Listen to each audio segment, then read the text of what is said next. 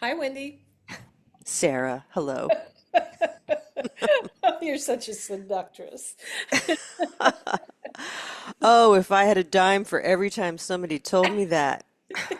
So, what are we doing today? What are we talking about? Well, I don't know. Did you have any thoughts on anything that's been Perking? polluting your brain? One of the things I was thinking about that we could adventure into is I was thinking about intuition and the feeling of intuition when you get a sense suddenly, or the numbers line up, or all the different things that come into our day where we recognize maybe a message coming from the larger consciousness or whatever we think about in those terms. But then I started pondering, because sometimes we get an intuition and then we get like a little fear after. It's like, oh, am I supposed to be paying attention to this? Am I nervous about something that could potentially be showing itself to me? And I wondered, how do we distinguish between intuition and what happens when there is a little fear connected with it? What is that fear? Is it the ego mind that's coming in to sort of diss the intuition? Anyway, those are the things I was thinking about this morning. I don't know that I have a specific plan of it, but I don't know. What do you think? What do you think about Well, intuition? I think that's a great topic actually because it's something that comes up a lot, Yeah. certainly with myself, but with the people that I've worked with too, Yeah. because we all crave that. What we crave to have Intuitions a to lively like intuition. to be Yeah. able to have like a connection with our intuitive selves, and Yeah. when it works it makes life easier, yeah.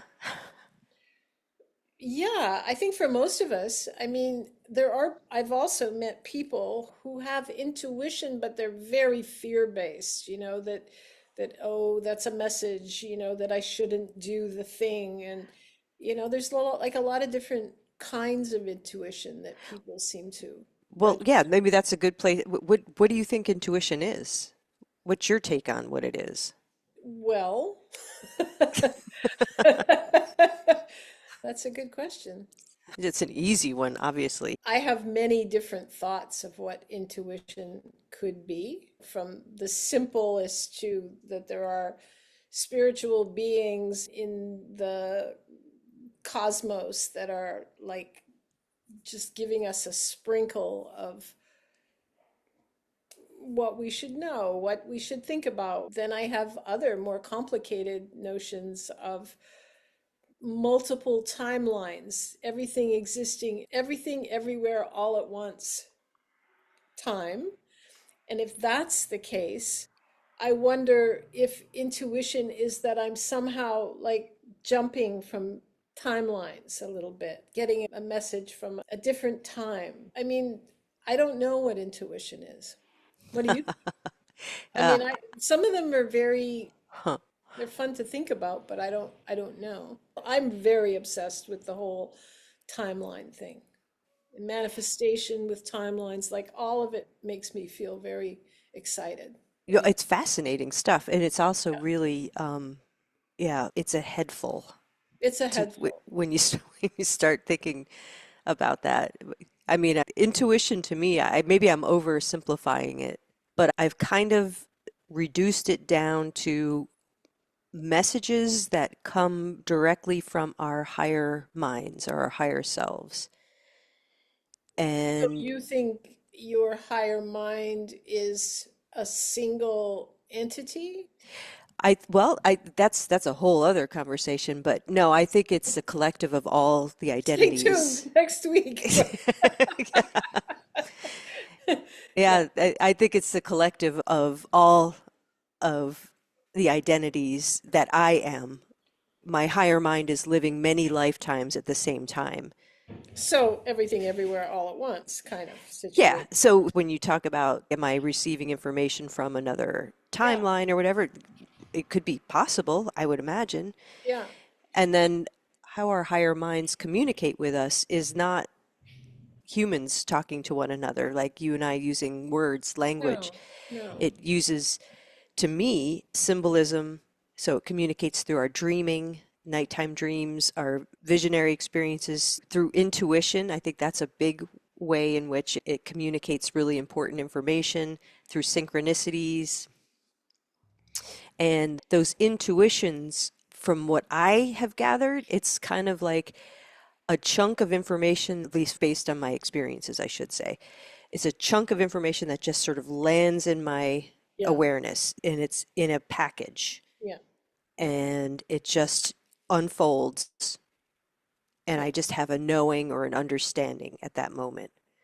It's also very much what happens in journeys. It's not like things are unfold, like if you're working with a spirit guide, it's just like boom, and you get the download of information very often, not always, but very often it's the download of information. Yeah, and I think you referred to it as telepathy Yeah, last exactly. time. Yeah.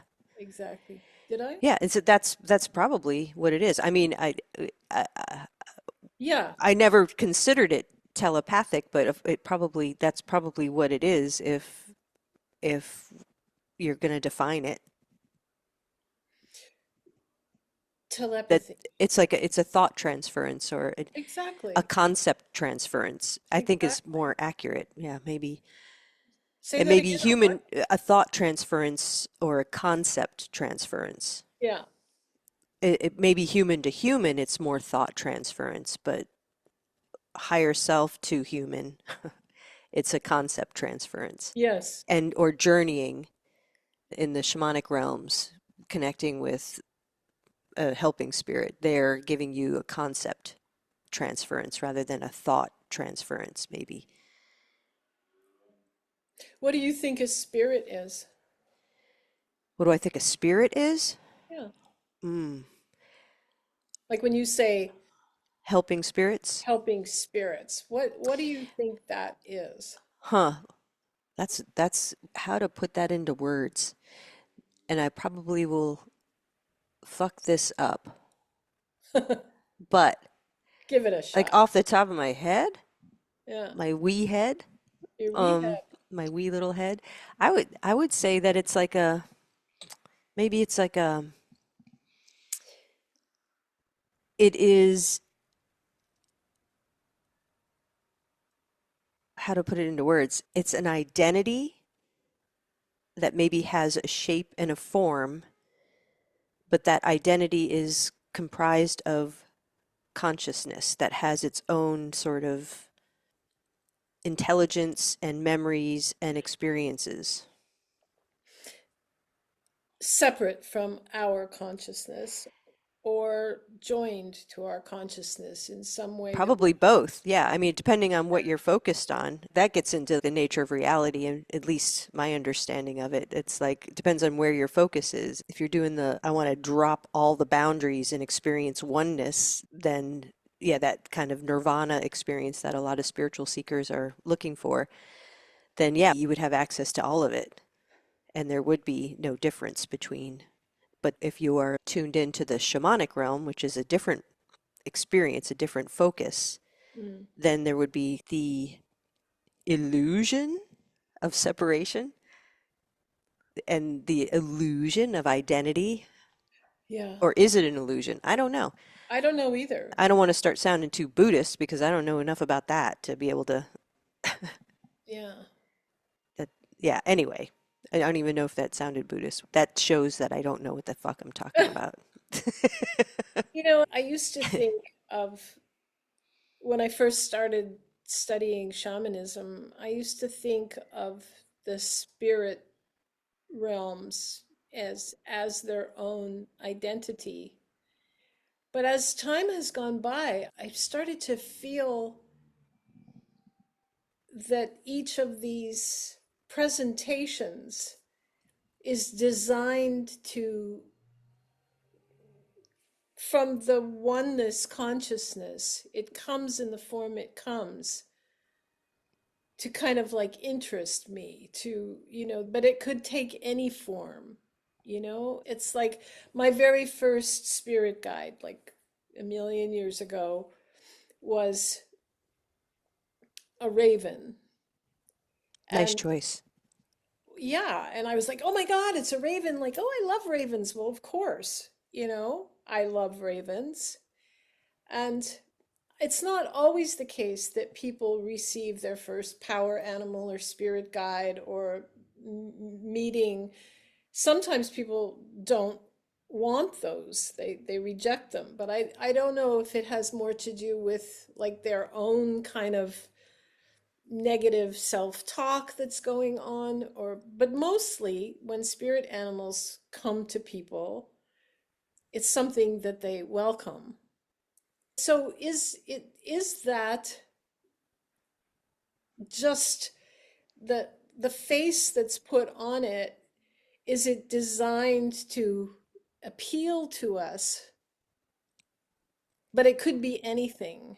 It Yeah, could just no, be energy, it light. could be, yeah. I mean, I think of like the animals that show up for clients, they can be a surprise. And to me, I'll look at that as an invitation Mm. to like that particular animal friend wants to take them in a new direction.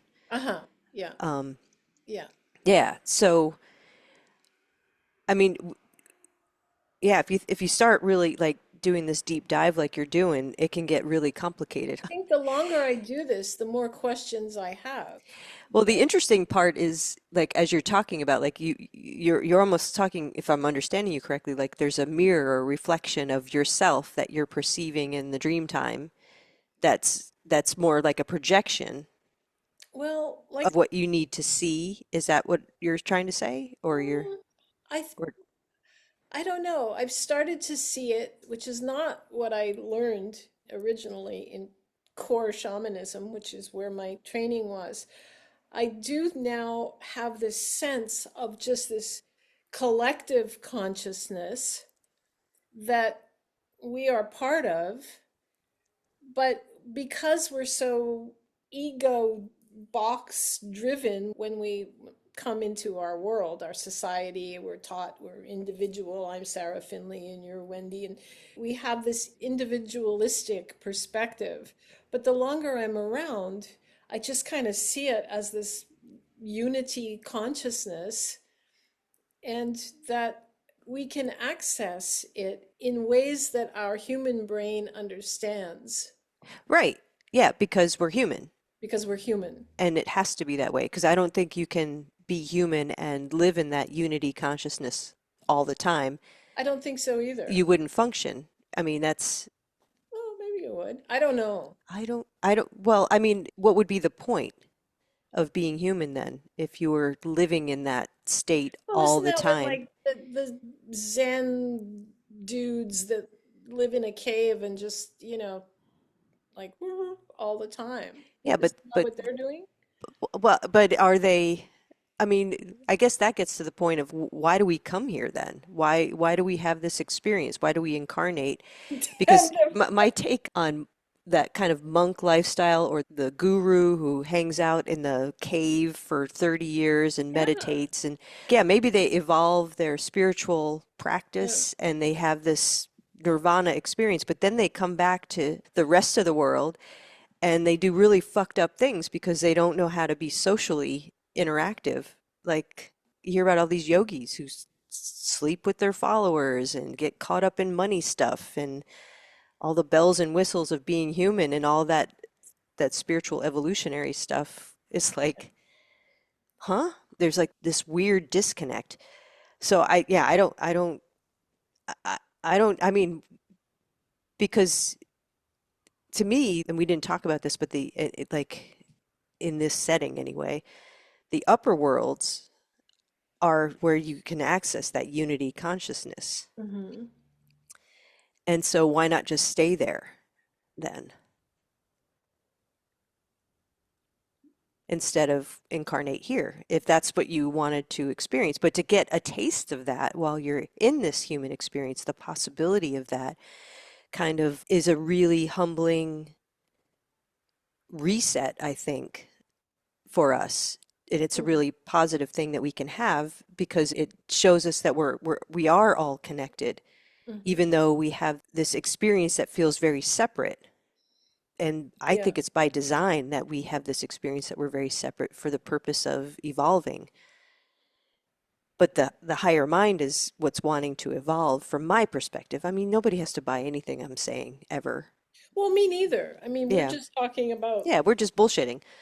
yeah, well, no, not bullshitting. I think we're talking about the things that we think about, Yeah. because we like to think about these things. Oh, yeah, yeah. Well, that's what I mean by bullshitting. I know. Is that we're you I just just didn't want, if somebody is a listening. negative disparage. No, I'm Yeah, not. It's not yeah, disparaging. It's not a disparaging bullshitting. We're not, no, it's I'm not. Don't mean to make light of it. It's just more like exactly. we're just we're here spitballing about Yeah. this stuff based on our experiences and I mean, yeah, I think. So you're seeing that it's all kind of this what you're calling unity consciousness, and yet we have this, so there's this collective, and yet we're having this individual experience. Mhm. And then you start out by talking about intuition. And so that's our connection to our, at least from my take, to our souls, our oversoul, our higher self, whatever you want to Mhm. call it. Mhm. Mhm. And it comes in the form of like information or content or whatever, that like important stuff. There's a reason Yeah. why an intuition happens usually. It's usually you're not getting an intuition about like which cereal to buy. That's more of like your body's leaning in a direction, or you're not going to pull a tarot card about like what cereal to buy, There are people like that. It's like they can't do which anything that without, sounds really sad. Yeah. yeah, pulling a tarot card. I've known those people over the years. It's like, I, Yeah. um, But true, like I get the question you're asking, sort of maybe, is what's the difference between true intuitive guidance and something else? Like you talked about fear or wishful thinking. I think that's what gets really yeah, tricky is like, wishful thinking. That's a really, yeah, exactly. That's kind of the opposite one to fear, isn't it? But it's the same situation. yeah, exactly.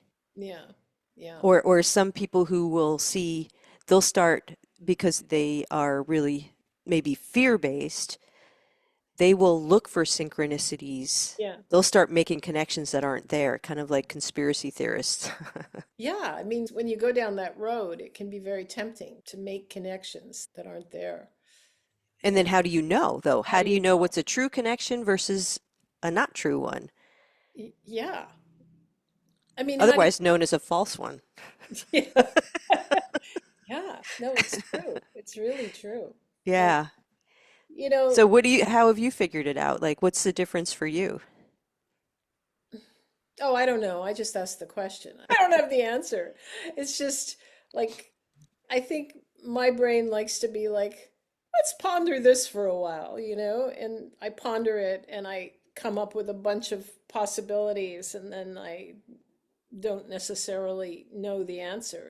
That's just the way my brain works. So the question is asked, and then I'm collecting data as I go along. And then I think, oh, I know it's this. And then I'll collect more data and I know it's this. And I don't know. I don't know that I ever really feel it's this.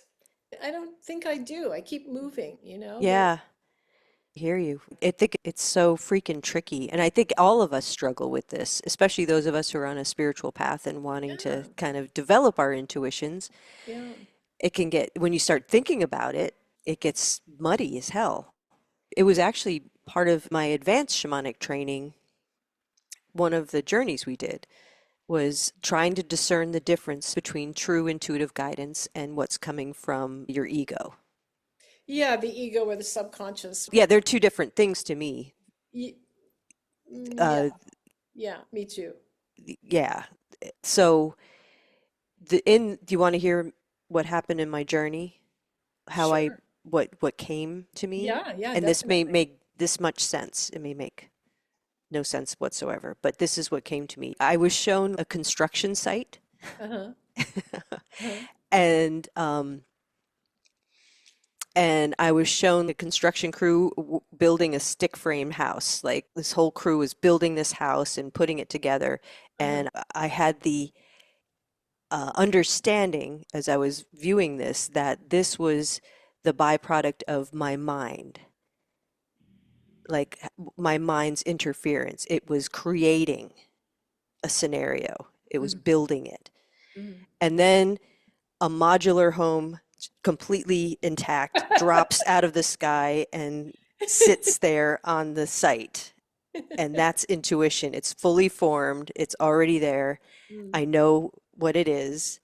mhm, And then the other really important piece, it didn't feel like it's like intuition isn't, it's not filled with effort. It's just there.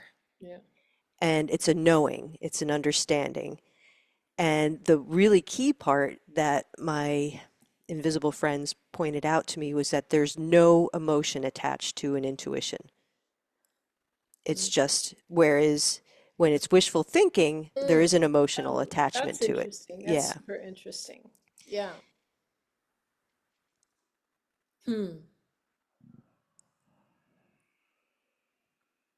But all of us are having to come to that kind of like, how do you distinguish between like, because you can talk yourself into or out of anything. You Anything. can, yeah, you can, if you have an intuition and you don't particularly like that, then you can Yeah. talk your, because you're going to have an emotional reaction to the intuition. Yes. That'll kick in, but there's a bit of a delay. Yes. I don't know if that makes any sense, Yeah, it totally does. It totally does. but it's like a this thing that you're constantly working on, trying to, Hmm. um, I guess, discern. Yeah. I like that word discern because that's truly what it is. And I think the trickiest part of discerning intuition, because I think our higher minds are constantly feeding us information Yeah. to help make life a little bit easier, Yeah. Yeah. is that our minds are so fucking noisy Yeah. and our emotions are so fucking noisy Mm, that it's really hard to hear mm. or perceive your intuitions because of all that noise. Yeah. Yeah. Why are we so noisy? Why that design? I think because we're not very highly evolved, Sarah. I don't think as a species. Speak for yourself. I No, am. I'm not. Yeah, no, I was kidding. You know that. And no, it's true. So those who live on the planet who are trying to understand from these higher self realms, is it part of the evolution? You know, is it part of the human evolution to be putting these pieces together, or or is it just random? You know, It makes me wonder about our ancient ancestors and how in tune they must have been oh my because God. of the way they lived, because they were immersed in the natural world, Yeah, and how much their intuition probably helped them to survive. yeah, yeah. I have a theory that's based on absolutely nothing, Uh-huh. um, I love about those kinds of theories. the Neanderthal people. I feel that their communication was much more telepathic than the who became the leading human beings. Oh, yeah?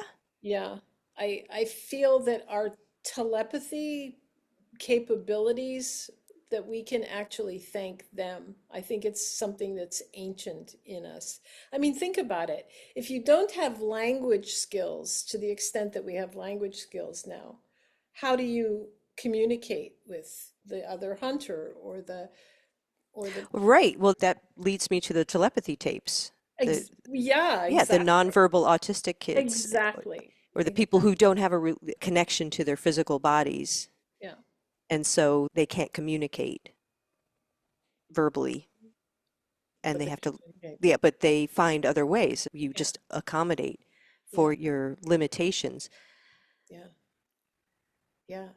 And I mean, that's the question. Why are some people more telepathic than other people? Why are they finding this with, I haven't listened to a lot of that podcast, only the first few episodes, not because it's not interesting, it's just time and whatnot. But yeah, I mean, so we started this with the question of what is intuition, but really what is telepathy? What is receiving messages or communicating with plants, or I mean, I've done, when I lived in Vermont, I did a lot of plant and tree communication, and I mean, they're very communicative. It's we who don't pay attention. Right. If you touch a plant, or connect with a plant, if it's not doing well, and you say, like, what do you need? Like, you find out. It's just like that. It's not even complicated. But how did it come to you? How As a did you know what download. it needed it? Okay, so As there a you go. download. Yeah. Yeah. And what state were you in when you were connecting with the plants and the trees?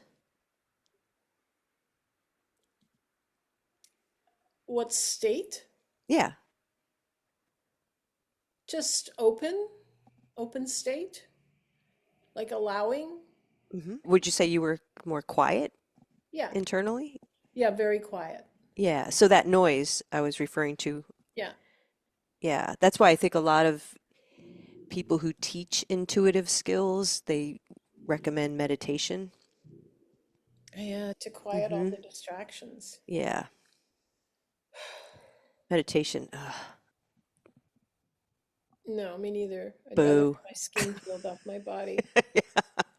I'm not good at it. Me I can't. neither. My brain is not wired for it. No. Sorry, folks. I've tried. But But journeying is the but it's more perfect. engaging. Yeah, That's exactly. why. Exactly. Yeah. And I- why do you want to turn it off? Why don't you just find a different station that's Yeah. more interesting? Well, I mean, I know Hank used to refer to shamanic journeying as an intense form of meditation. It's Yeah. still a form of meditation, but because you're altered, it's just, Way more fun. yeah. Yeah, I keep threatening to add meditation to my. I meditate when there's a Buddhist center that I go to that's quite close to my house here, and they have a hour and 15-minute thing every Sunday, and it begins with a meditation and ends with a meditation. And I keep thinking, okay, this is going to be good for me. And I love the talks. I love the monk. He's so brilliant and so funny, and he gives these great talks. But the meditation, I'm just like, oh my It's God, killer, huh? Yeah. I want to get out of here. Yeah. Too Pencils in the hyper. eyes. Yeah. The brain is very moving. Yeah, it's a discipline. It is. Yeah. It is a discipline. Yep. And Say fuck that. That's what I say. fuck that discipline. We don't want your discipline. I do. I would like that discipline. And Yeah, I would love to. I envy people who are able to do that. yeah, I really yeah, do. so do I. But yeah, qu- quieting the interior world seems to be the way to do it. And then yeah, if your higher mind, your higher self really wants to communicate something to you, Mhm. this a client was just talking about this recently. They will make it very obvious. Yeah, Like it'll be like, bells and whistles and like a yeah, parade, that kind of yeah, obvious. yeah, yeah, yeah. I had a, But I had, I was journeying last night with this drum circle, and a piece of the journey was so interesting. And it began with, I won't get into the whole thing, but it began with this thought that I was having about a podcast I had listened to, sort of as I was entering the journey state. And this minister had spoken about Satan as being internal to us, not like an external beast, with the horns. It's an internal aspect of us. And he what a thought, novel idea. yeah, he thought Satan is the same as our ego mind. Because Satan, the root of Satan is like a disruptor or The a deceiver. the deceiver, and exactly. Last night I was thinking about that as I was starting this journey, and then I took it a step further and I thought, well, if Satan is internal, so is God. And my journey went into this incredibly beautiful, very meditative feeling that I was having as I was connecting to the idea of God as an internal aspect of myself and consciousness. And I really went into this beautiful, beautiful, almost nirvana kind of So there's feeling. your unity consciousness. Yeah. Yeah, exactly. So, wouldn't that change things if human beings were able to start perceiving Satan and God as internal, so we wouldn't have to kill each other quite so readily, or, I think it would make such an interesting change Yeah. for Yeah. us. That would definitely make an interesting change. Yeah. Yeah. Yeah. Well, I don't know if we're allowed to talk about these things in our little podcast. I don't know that we are allowed allowed to. to talk about what? God and Satan. We might get Well, people I think there's pissed off. still free speech. I think that still I don't exists. think Yeah. so. No? No, I don't All think right. I guess so. we'll find out. Not looking good. Yeah, Well, in theory, it still exists. in theory. They haven't abolished the First Amendment yet. No, boy. Anyway, let's not get down that. That could lead nowhere good. All right. Well, this Well, was fun. I don't think we answered any questions today at But, all. well, are we supposed to answer questions? I thought we were just having a conversation. Yeah, we're just having a conversation. Yeah. So, good job Yay, we had a talking about shit conversation. Yeah, yeah, yeah, that interests us. yeah. Yeah. That's the intention, right? Mm-hmm. All right. So, all right. Guess I'll see you next time. See you next time.